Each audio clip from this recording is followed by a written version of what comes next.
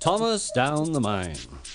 One day Thomas was at the junction when Gordon shuffled in with some trucks. "Whew!" said Thomas.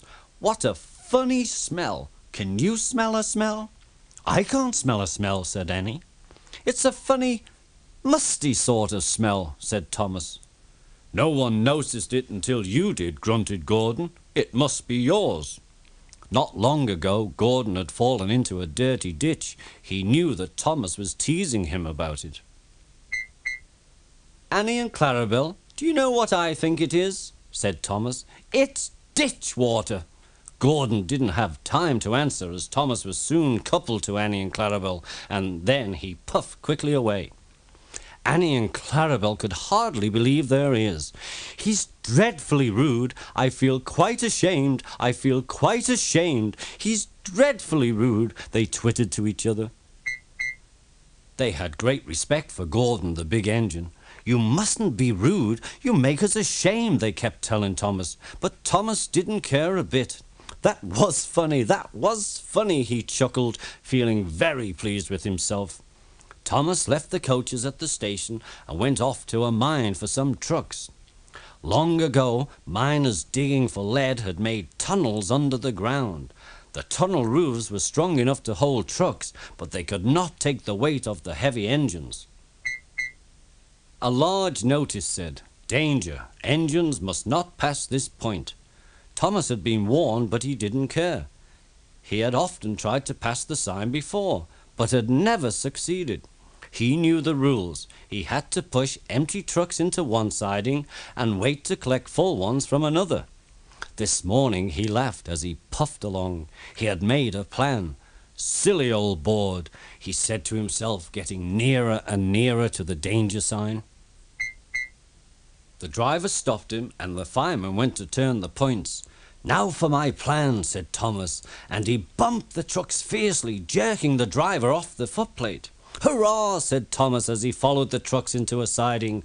"Come back!" called his driver, but it was too late. "Stupid old board," said Thomas as he ran past it. "There's no danger, there's no danger." "Look out!" cried the driver. The fireman clambered into the cab and tried Thomas's brakes. There was a rumbling noise and the rails quivered. The fireman jumped clear. Then the rails sagged and broke. "Fire and smoke!" said Thomas. "I'm sunk." And he was. Thomas could just see out of the hole, but he couldn't move. "Oh dear," he said, "I am a silly engine." "And a very naughty one too," said the fat controller, who had just arrived. "I saw you." "Please get me out. I won't be naughty again," said Thomas. "I'm not sure," said the fat controller. "We can't lift you out with a crane because the ground is not firm enough. Let me see. I wonder if Gordon could pull you out." "Yes, sir," said Thomas nervously. He didn't want to see Gordon just yet. When Gordon heard about Thomas, he laughed very loudly.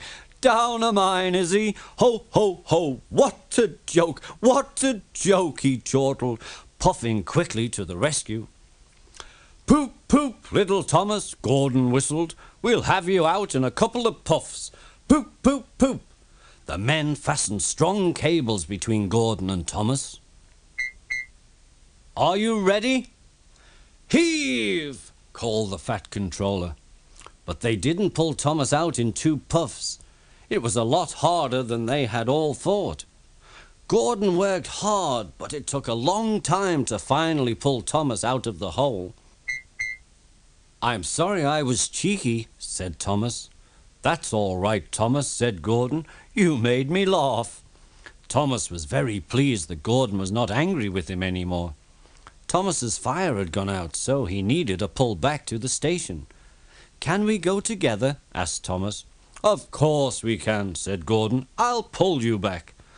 "Thank you very much," said Thomas. And buffer to buffer, the 2 friends puffed home.